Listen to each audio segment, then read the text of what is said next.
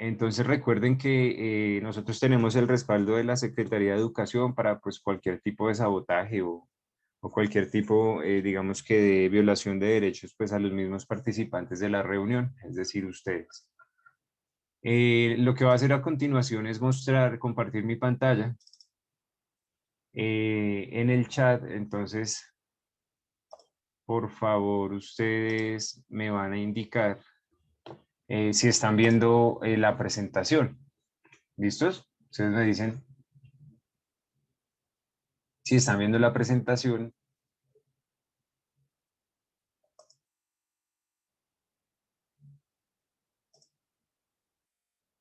Y ahí está. Entonces, yo no sé si ustedes tengan la posibilidad de escribir en el chat.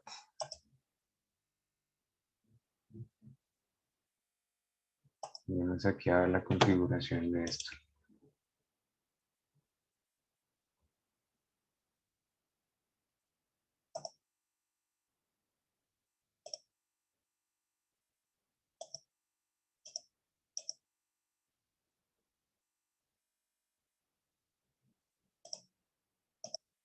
Bueno, chicos, aquí estoy esperando a ver si, no sé por qué nadie ha escrito en el chat, no tengo nada, no tengo mensajes en el chat. Debe ser como algo de la configuración.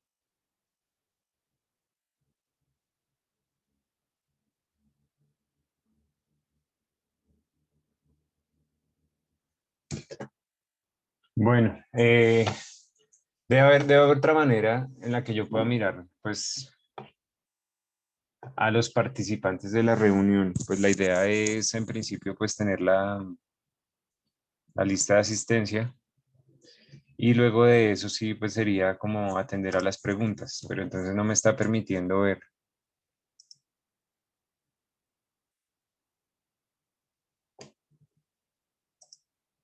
No me está permitiendo ver el chat.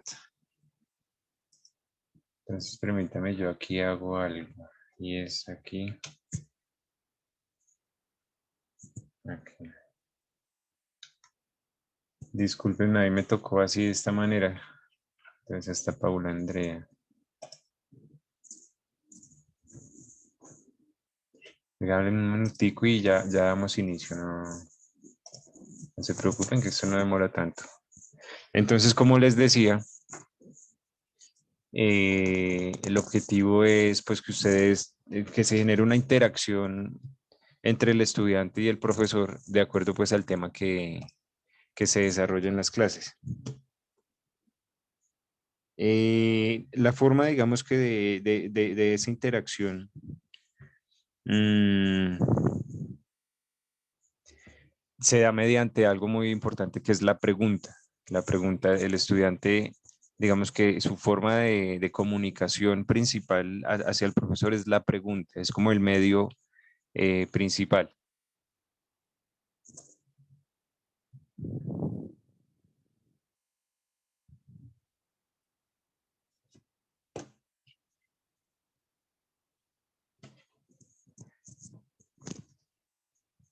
Bueno, a ver si esto arranca.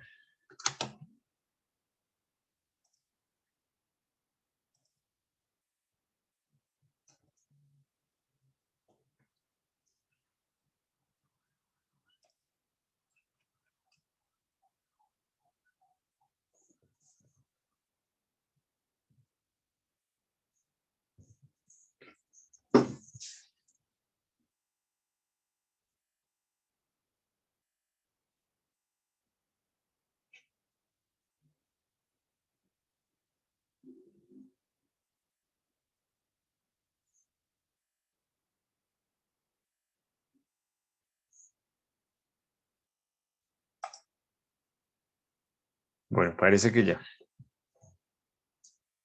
Entonces, hay un tema que se cruza en algún momento, digamos, podríamos decirlo, con las ciencias sociales, y es todo lo que tiene que ver con el origen del universo. Y debido a que digamos que el estudio del planeta Tierra también hace parte en las ciencias sociales en algún momento desde el punto de vista geográfico, ¿cierto? En este caso, lo que se quiere hacer es dar un enfoque desde las ciencias naturales, desde la biología, a llegar a decir cuándo y en qué momento aparece la vida en la Tierra y cuál es la característica de esa vida en la Tierra. Digamos que ese es el objetivo de mirar desde un poco más atrás, antes de la vida que había incluso, ¿cierto? Entonces aquí está. Vamos a dar inicio aquí con esto. Y es que las teorías del origen de todo, por decirlo así también, no de la vida, ¿sí? Sino de incluso todo el material que podemos ver y que no podemos ver, ha tenido, digamos que una discusión a lo largo de la historia. Esa discusión, entonces, se centra en las teorías del origen del universo. Entonces, el origen es el principio, ¿cierto? Así como el cero, cuando en matemáticas ustedes veían en una línea, en una recta, ¿cierto? Una recta numérica, que el origen se le llama el cero, es el inicio. Eh, y hablando pues de propiamente del universo, surgen entonces dos posiciones muy radicales, ¿cierto? Y que cada una pues tiene sus argumentos. Permítanme un momento. Aló.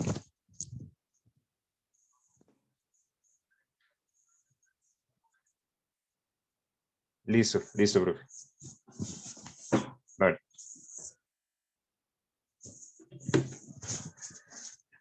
Permítame mirar aquí.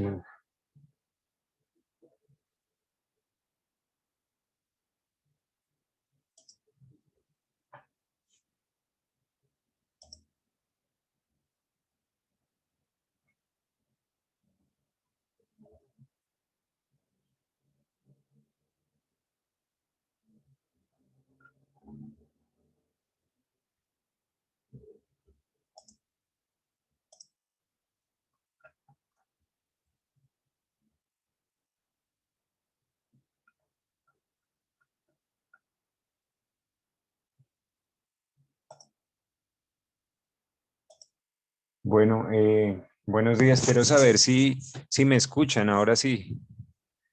Discúlpenme, muy bien. Digamos que la tecnología o la virtualidad nos sigue jugando pasadas pues de esto de desconocer muy bien las herramientas. Pensé que pues ya los tenía en clase y ya había arrancado.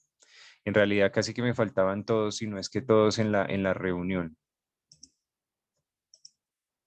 Entonces, listo, lo mismo de siempre. Yo estoy compartiendo pantalla y quiero que por favor me digan si ustedes están viendo la pantalla. Aparte pues de escribir su nombre, em, por favor díganme si están viendo la pantalla. Listo, muy bien. Ahora, a todos les pido el favor de que escriban su nombre en el chat para tenerlos en cuenta en la asistencia.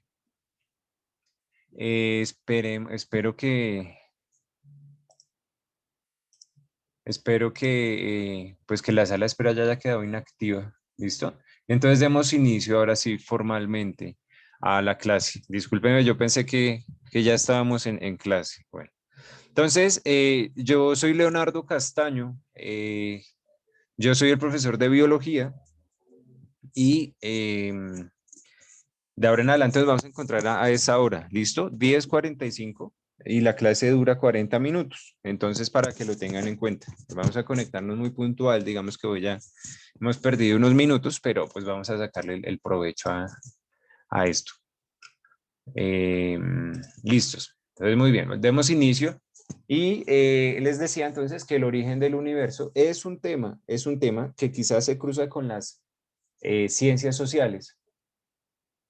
se cruza con las ciencias sociales, en el sentido en el que las ciencias sociales va a tomar ese origen del universo y del planeta Tierra por la cuestión de la geografía. Mientras que en este caso lo que quiero hacer es darle un enfoque de que con la formación del planeta Tierra también, después de un proceso de largos años, va a venir la formación o la aparición de la vida, ¿sí? Y con la vida, entonces, desde ahí va a tener una característica muy importante, ¿cierto? De resaltar, y es el hecho de la aparición de las características propias de la célula, ¿sí? Porque la célula, digamos que es la base fundamental, el estudio de la célula es la base fundamental para entender todos los procesos que se dan a partir de ahí en esa expresión de la materia que se llama vida. Entonces, cuando se habla de las teorías del origen del universo, surgen dos posiciones. Y esas dos posiciones entonces corresponden por un lado a las ciencias, ¿cierto? Y esto se llama como un movimiento positivista y es entender todo desde el punto de vista racional, ¿cierto? Que tenga, digamos que como esa aprobación desde el método científico. Y vendría entonces por otro lado la creencia religiosa, y es decir que la creación fue desde un ente divino o desde una divinidad, como viene a ser entonces la figura de Dios. ¿Listo?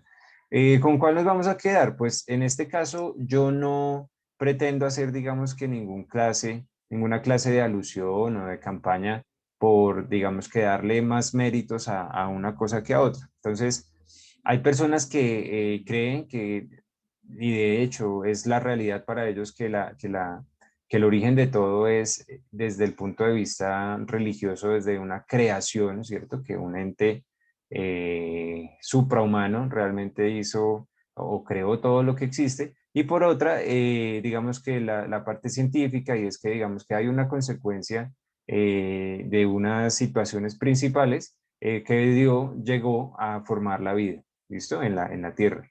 Entonces, cada quien es libre de pensar con cuál se quiere quedar, ¿cierto? Cada quien es libre de creer a su manera, si es de aquí o de acá, no importa, o puede ser, digamos, como sí, claro, pues es que sí, efectivamente, digamos que este lado para mí es, digamos, interesante o concluyente e importante, pero por este lado, digamos que también hay elementos que se rescatan y que pues también tienen veracidades. Entonces, vamos a ver en este caso que hay, digamos que unas explicaciones por parte de la ciencia de cómo se origina el universo. Entonces, hay varias teorías, ¿cierto? Y las teorías son, por decir, los postulados, ¿sí? Una teoría entonces la puede plantear o un científico o un grupo de científicos, ¿cierto? Que pueden ser varios, pueden ser de distintas nacionalidades, ¿cierto? Que se encargan o que se dedican toda su vida a estudiar un tema y que finalmente concluyen con una teoría. Y una teoría es un postulado que casi todo el mundo acepta, ¿cierto? Cuando digo todo el mundo me refiero a la gente que está inmersa en ese campo, ¿cierto? Entonces, por ejemplo, pasa por filtros para mirar su calidad, para mirar si es verdad, para mirar su coherencia argumentativa y para mirar si, si estas teorías realmente tienen o no tienen sentido. Dentro de esas, entonces, está la teoría inflacionaria. Y eso de inflacionario viene de inflar, ¿cierto? Hinchar, es como hinchar un globo, inflar un globo, pero hagan de cuenta que el globo usted le marcó punticos con un marcador, ¿sí? Y a medida que usted los va inflando, pues se van alejando un punto del otro, ¿cierto? Entonces, básicamente es eso. Y entonces supone que en el universo hay cuatro fuerzas, de hecho las hay, que se llaman la gravedad, ¿cierto? Y si nos damos cuenta, la gravedad es una fuerza que no es de contacto, porque es distinto si dos personas se sentaran de frente, ¿cierto? En una mesa, cada uno en una silla, y empezaran a hacer, digamos que pulso, ¿cierto? Se tomaran las manos e empezaran a hacer pulso. Eso es una fuerza de contacto. O es distinto que usted corra una mesa, ¿verdad? Si usted arrastra una mesa o empuja una mesa, eso es una fuerza de contacto, pero la fuerza de gravedad es una fuerza invisible, pero que existe y que permite que los objetos caigan al piso, ¿cierto? Permite que usted esté tocando en ese momento el suelo, ¿cierto? O que usted esté sentado en su silla y no que salga por ahí volando, ¿verdad? Como digamos pasa ahorita, digamos, con la rememoración de los 100 años de la llegada del hombre a la luna, ¿cierto? Entonces presentaban documentales donde allí el astronauta caminaba de una forma más ligera, ¿cierto? Casi como que trotaba y se elevaba un poquito, ¿sí? Porque allá digamos que la gravedad es distinta, la fuerza de la gravedad es menor, la fuerza de atracción es menor, y finalmente la gravedad es eso, atracción. ¿Y qué genera la atracción? La masa, ¿sí? Entonces la masa es una característica de los cuerpos. Entonces, los cuerpos puede ser una partícula de polvo, ¿cierto? Un cuerpo puede ser un planeta, ¿sí? O el cuerpo puede ser su propia masa, ¿verdad? Cuando uno va y se pesa, realmente uno va a la droguería y echa la monedita y uno no se pesa, uno se masa, no se amasa, sino que uno se masa, ¿sí? Porque el peso es otro concepto, pero eso lo veremos quizás más adelante. Entonces, la masa genera esa fuerza de atracción, ¿sí? ¿Por qué? Porque la masa, según la teoría de Albert Einstein, ¿cierto? Que lo hemos escuchado, él genera una teoría de la relatividad especial y general, en donde dice que los cuerpos deforman el espacio y esa deformidad del espacio hace que los otros cuerpos se acerquen, ¿cierto? En una estructura tridimensional, ¿sí? En una estructura tridimensional hace que los otros cuerpos se acerquen por deformidad del espacio. Entonces, existe, según la teoría inflacionaria, esa fuerza, la fuerza electromagnética, que ¿cuál es? La de los imanes, ¿cierto? Los que se pegan en la nevera o que se utilizan para generar entonces los motores o que se utilizan para generar grandes máquinas, ¿verdad? La fuerza electromagnética, que el planeta Tierra tiene una característica y es que su fuerza electromagnética viene dada desde su formación, desde la formación del planeta Tierra existe la fuerza electromagnética, pero lo veremos más adelante. Vamos a darnos cuenta cómo y por qué es que existe esa fuerza electromagnética en el planeta Tierra específicamente. Y otras dos que se llaman la nuclear, la fuerza nuclear fuerte y la fuerza nuclear débil, pues que no vamos a hablar de ellas, pero que vamos a decir que existen. ¿Listos? En el chat ustedes pueden ir, bueno, dice Santiago, dice, profesor, no puedo escuchar la clase. ¿Los demás me escuchan bien? Por favor, contestan en el chat. Listo, Santiago, entonces tiene que ver con su computador o con su dispositivo, porque las demás personas me están escuchando.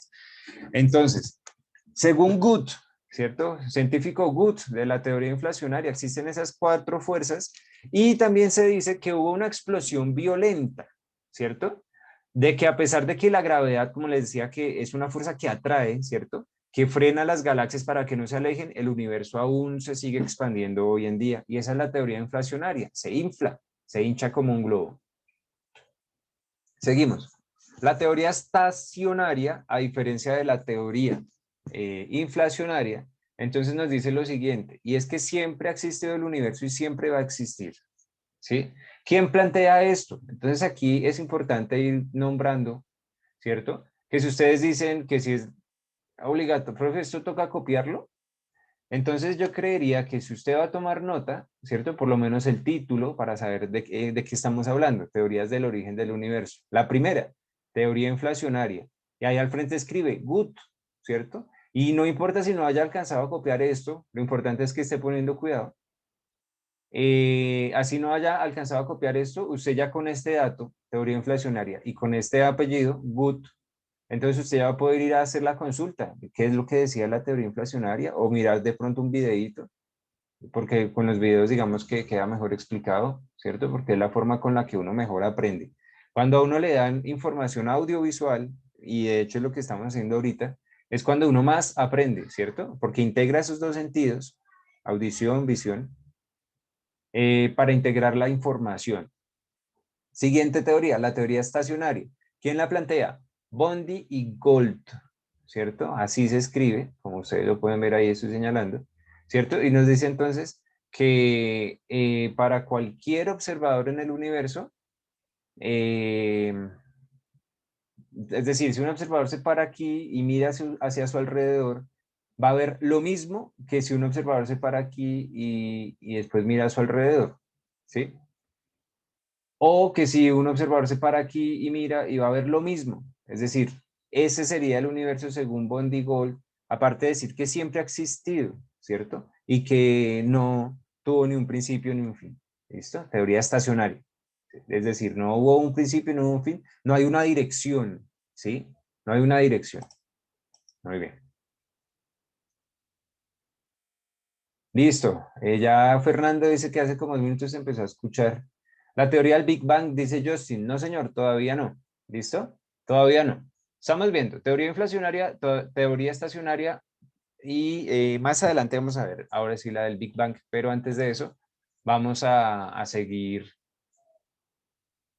mirando las teorías del universo. Hay otra que se llama la teoría del universo oscilante. Entonces, no sé si ustedes han visto un reloj de esos ¿cómo se llaman esos relojes? De péndulo, relojes de péndulo, ¿cierto? Que es como una barra y al final hay una esfera y la esfera va de un lado al otro.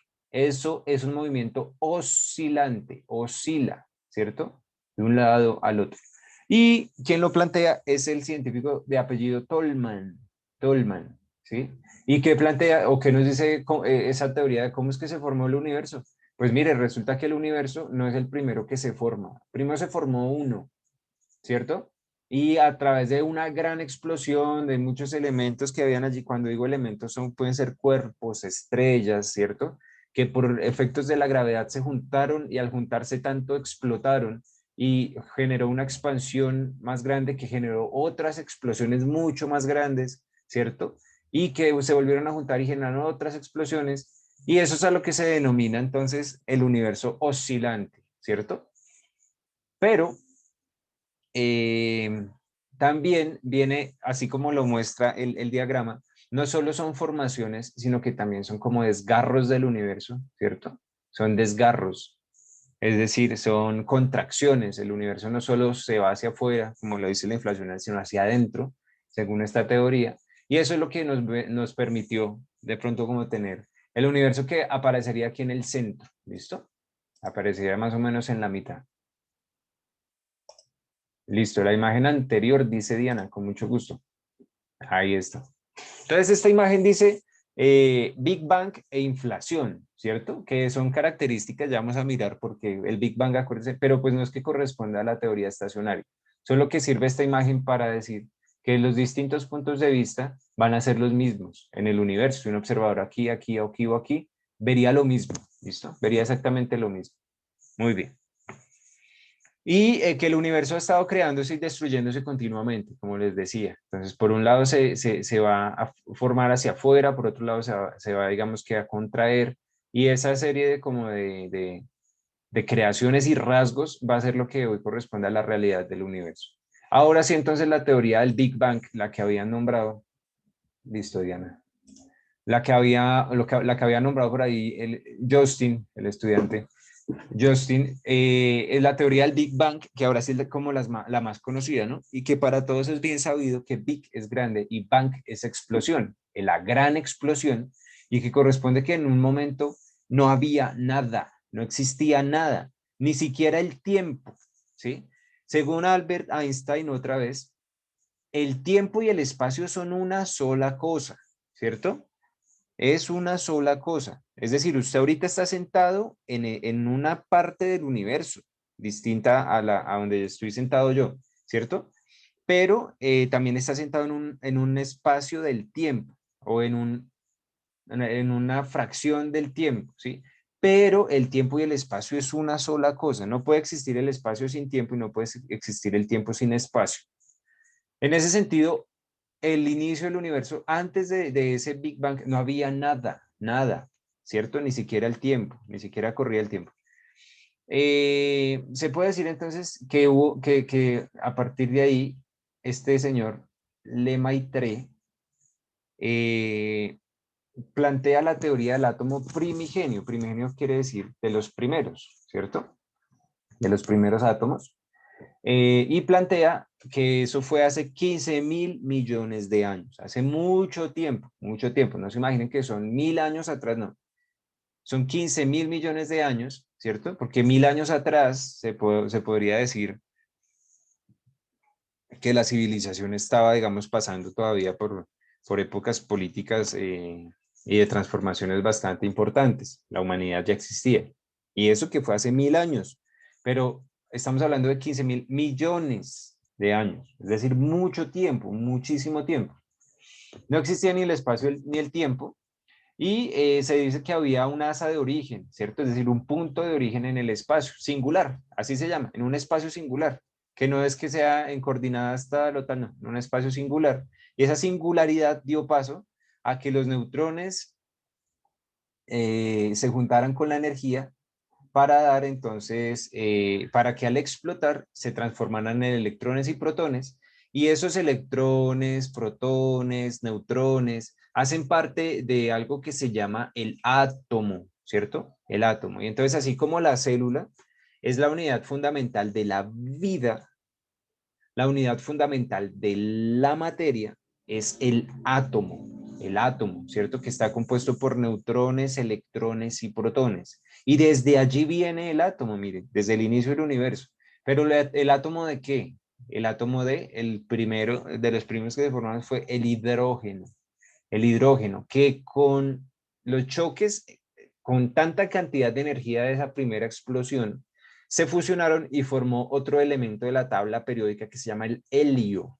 Entonces, tenemos hidrógenos, tenemos helio, y básicamente de estos dos elementos es de lo que está conformado las estrellas.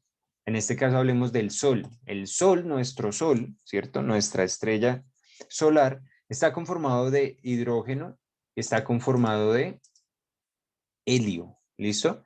Y ahí entonces hay una serie de fuerzas de explosiones, ¿cierto? Nucleares, porque estamos hablando del núcleo, ¿cierto? Fuerzas nucleares que hacen que el Sol pues nos dé, digamos, esa energía y que permita la vida en la Tierra. De lo contrario, entonces no sería posible. Entonces aquí tenemos como algunas partes, ¿cierto? Del Big Bang. Aquí entonces aparece el Big Bang, la gran explosión, ahí en el punto de luz. Después hay algo que se llama la inflación, ¿cierto? Hacia afuera, todo hacia afuera, como les decía. Después viene algo que se llama la primera luz del universo, pero pasa algo muy particular y es que esa inflación tiene la misma velocidad de la luz, ¿cierto? Pero la inflación fue primero. Y como tiene la misma velocidad, hay partes del universo que están oscuras, ¿cierto? Que van hacia afuera y la luz todavía no ha llegado y nunca va a llegar, ¿cierto? Es un planteamiento también, porque el universo se está expandiendo, ¿sí? Se está expandiendo, pero la luz todavía no ha llegado a ese punto. Quiere decir que entre la luz y la inflación o el punto de expansión del universo, hay también un espacio donde no existe la luz, ¿cierto? Y como tienen la misma velocidad, pues no se van a llegar a encontrar. Aquí entonces después de eso tenemos las primeras estrellas, ¿cierto? Después algo que se llama la edad oscura, ¿cierto? No o sea, después de estar la luz, ¿cierto? Después de estar la luz, la aparición de la luz, pasó algo que no había luz tampoco, ¿listo? Aquí se da entonces una expansión tras el Big Bang, mire que dura 13.770 millones de años, mucho tiempo, mucho tiempo. Ya después por aquí, mucho más adelante, se da el desarrollo de las galaxias, de los planetas, de los sistemas, ¿cierto? Dentro de eso, pues sistema solar. Y aquí dice la expansión acelerada por la energía oscura. Entonces la energía oscura y la materia oscura son temas de otros cursos, pero pues para que lo sepan, ¿qué es la energía oscura y la materia oscura? Son, por decirlo así, digámoslo así, materia que no se puede ver mediante telescopios, ¿cierto? Es decir, por más de que haya luz cerca, no se pueden ver, pero que generan una deformidad en el espacio que hace que atraigan, es decir, si tiene una masa, es decir, atrae a otros cuerpos, hagan de cuenta, es un sistema solar, pero es oscuro, ¿cierto? Atrae a otros cuerpos que sí se pueden ver, pero estos no, digamos, sí tienen su capacidad de generar gravedad, pero no tienen, digamos, como la capacidad de absorber la luz para poderla reflejar y que se vean. Entonces a eso se denomina la materia oscura, y la energía oscura es la energía que se encarga de alejar los cuerpos unos de otros. ¿Listo? Entonces, la teoría del Big Bang que propone la Maitre, entonces son el origen de otros elementos por variaciones de la temperatura. Entonces, básicamente así se generan, digamos que los elementos de la tabla periódica. De pronto han escuchado en algún momento esa palabra de tabla periódica, ¿cierto? Donde están los elementos químicos. De pronto ustedes ya se están acercando a ese tema que en este caso lo vamos a ver en 10º y en 11, ¿cierto? La química, lo que se llama la asignatura o la materia de química. Entonces, lo que les decía es que el elemento más abundante después de la explosión del Big Bang fue el hidrógeno, ¿cierto?